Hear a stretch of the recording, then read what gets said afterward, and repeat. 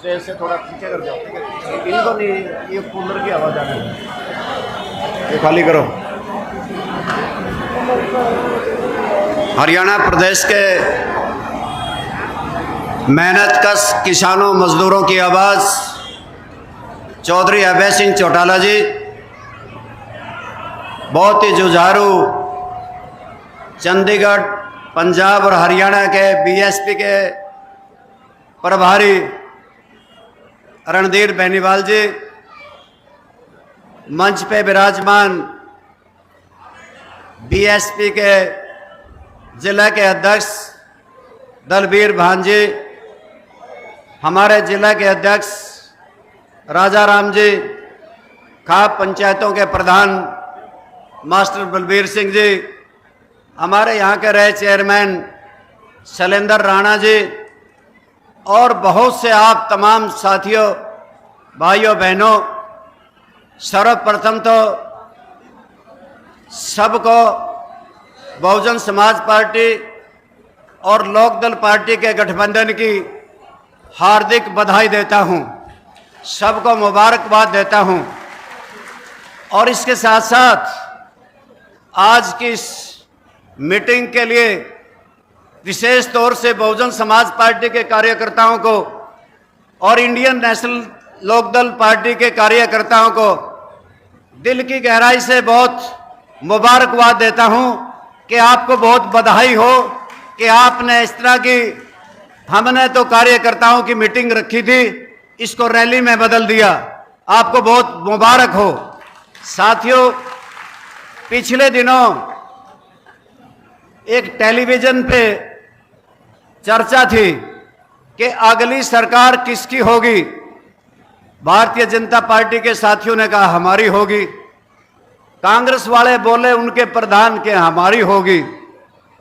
फिर मेरे से पूछा कि अब की बार किसकी सरकार होगी। मैंने कहा कि चश्मा पहन के हाथी चलेगा, उड़ेगी धूल, ना रहेगा पंजा ना रहेगा फूल। उस हाल में बुलाए गए तो अपने अपने समर्थक थे, पर मैं तो अकेला ही गया था और उस हाल में गड़गड़ाहट मेरी बात पे थी, जैसे आपने ताड़ियां पीटी। आगे से उन्होंने पूछा कि तुम्हारा मुख्यमंत्री कौन होगा। मैंने कहा हरियाणा प्रदेश के कमेरे किसान मजदूर के लिए हरियाणा की विधानसभा से जिसने त्याग पत्र दे दिया वो अभय सिंह चौटाला हरियाणा के मुख्यमंत्री होंगे। तीसरी बात उन्होंने पूछी कि अब तो चुनाव हो लिया, पर आगे देश की प्रधानमंत्री कौन होंगे। भारतीय जनता पार्टी के लोगों ने कहा कि हमारा तो ये मुख्यमंत्री प्रधानमंत्री नरेंद्र मोदी होगा। और कांग्रेस वाले कहने लगे हमारा तो 28 दलों का गठबंधन है, एमपी जीत के आएंगे, वो फैसला करेंगे। तो मैंने कहा इस देश में कमेरे की बेटी और इस देश की दलितों की आवाज उठाने वाली इस देश की प्रधानमंत्री बहन मायावती बनेगी। तो साथियों, मैं आज आपके बीच में साथियों इस बात के लिए विशेष तौर से कहना चाहता हूं कि भारतीय जनता पार्टी और जेजेपी के कुशासन से लोग दुखी हैं, पीड़ित हैं, सबके साथ धोखा किया, देश की जनता से धोखा किया था कि 15 लाख रुपए हर के खाते में आएंगे, अच्छे दिन आएंगे, परंतु पैसा तो एक भी नहीं आया था। और किसानों से कहा था किसानों स्वामीनाथन आयोग की रिपोर्ट लागू होगी, एमएसपी का कानून बनेगा, 2022 में तुम्हारी आमदनी दुगनी होगी। किसानों ने सोचा कि बल्ले बल्ले हो जाएगी। किसानों को पता नहीं था कि कुछ और हैं इनके इरादे, इनके कहने की बात और है, करने की और हैं। साथियों, 3 काले कानून किसानों पे थोप दिए थे और किसानों ने कितना बड़ा आंदोलन, दिल्ली के चारों तरफ बॉर्डर रोक करके 380 दिन तक बैठना पड़ा और 750 से ज्यादा जानें चली गई। किसानों की लाश दिल्ली से आई थी, इसकी जिम्मेवारी किसकी बनती है? इसलिए आज हरियाणा प्रदेश की स्थिति कैसी बिगाड़ी। हरियाणा प्रदेश का एक मनहूस मुख्यमंत्री था मनोहर लाल खट्टर के हरियाणा प्रदेश में 3,17,000 करोड़ रुपए का कर्जा हम पे छोड़ के गया है। और इतना ही नहीं, मुझे चौधरी ओम प्रकाश चौटाला के साथ जाने का मौका मिलता था।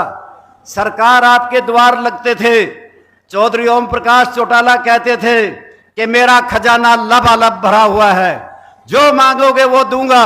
और मैं कई बार देखता था लोग सड़कें, गलियां, स्कूल, थाई, चौपाट, रिटेनिंग वॉल, गऊ घाट जब उनसे मांगते थे तत्काल मंजूर हो जाते थे। और आज हरियाणा प्रदेश की कैसी स्थिति कर दी कि आज आपके सामने ही है कि आपके रक्षक ही बक्षक बन गए हैं। बाढ़ खेत को खाती है, दरिया के किनारे खुद पानी चूस गए, बिजली खंभे चाट गए। आज हरियाणा प्रदेश में स्कूल हैं तो मास्टर नहीं, अगर अस्पताल हैं तो डॉक्टर नहीं। आज हरियाणा प्रदेश में जलघर हैं तो जल बिन सुने हैं। आज बिजली घर में बिजली नहीं, बिजली गुल है और बिजली के बिल फुल हैं। किस प्रकार से परिवार पहचान पत्र बनाए गए, जिसकी वजह से 1,80,000 से आमदनी जिसकी ज्यादा लिख दी उसकी पेंशन कट गई, राशन कार्ड कट गए, पीले कार्ड काट दिए गए। और इतना ही नहीं, शहर के भाइयों को तरसाया किस प्रकार से प्रॉपर्टी आईडी बनाई गई। प्रॉपर्टी आईडी में यासी कंपनी को 64 करोड़ रुपए गलत इंदराज करने के दे दिए गए, क्योंकि वो गुजरात के रहने वाले थे कि प्लाट किसी का, दुकान किसी की, नाम किसी के कर दी। और इतना ही नहीं साथियों, हरियाणा प्रदेश तो भाईचारे के नाम पे जाना जाता था, दुनिया में मिसाल थी। हम छत्तीस जात के भाई एक माला के मोती बन के रहते थे, दुख सुख हमारे साझे थे। किस प्रकार से हरियाणा प्रदेश को जलाया गया, हरियाणा प्रदेश में किस प्रकार से 32 नौजवानों की जिंदगी गई थी, आपके सामने है। संत रामपाल का प्रकरण हुआ तो 6 मरे थे। डेरा प्रेमियों को पंचकूला में बुला करके गोलियों से भून दिया गया था, 42 लोग मरे थे।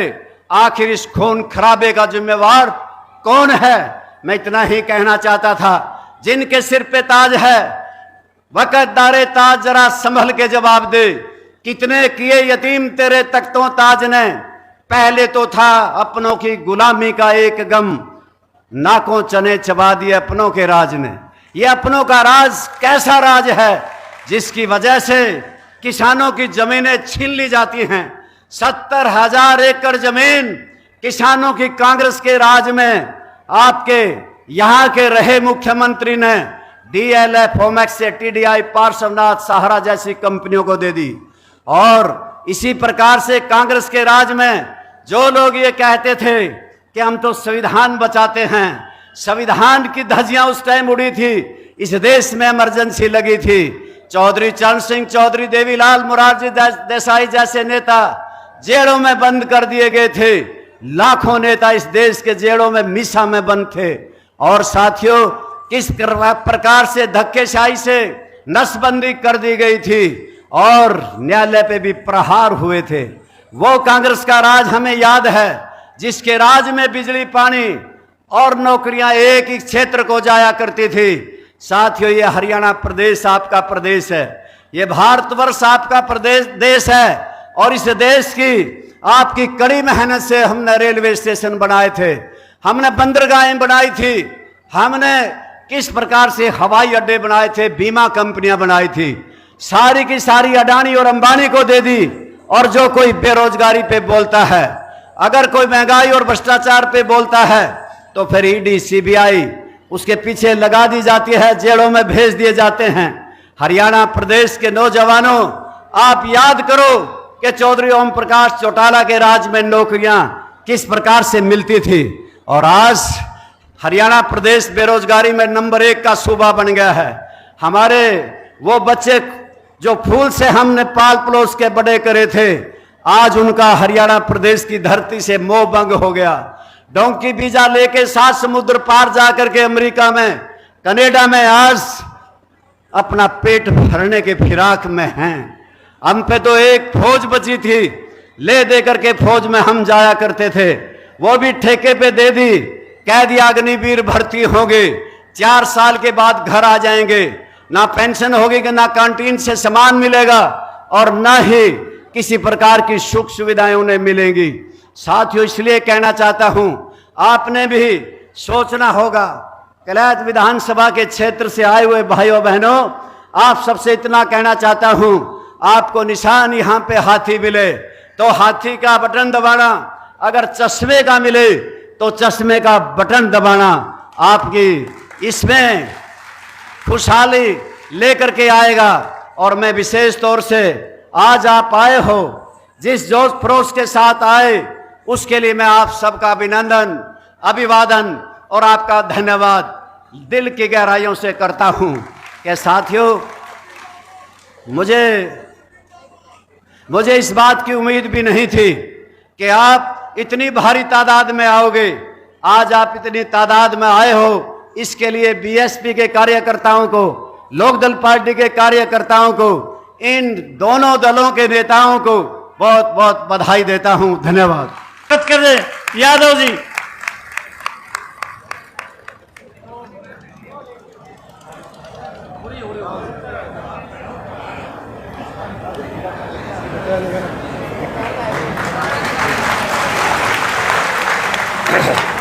थोड़ी सी जगह छोड़ दो सबके लिए, थोड़ा अच्छा लगता है। बैठ जाओ, वैसे बैठ जाओ, आप अच्छा लगता है। ऐसे हट जाओ भाई, हट जाओ, बस हो गया, सब डिस्कस हो लिया।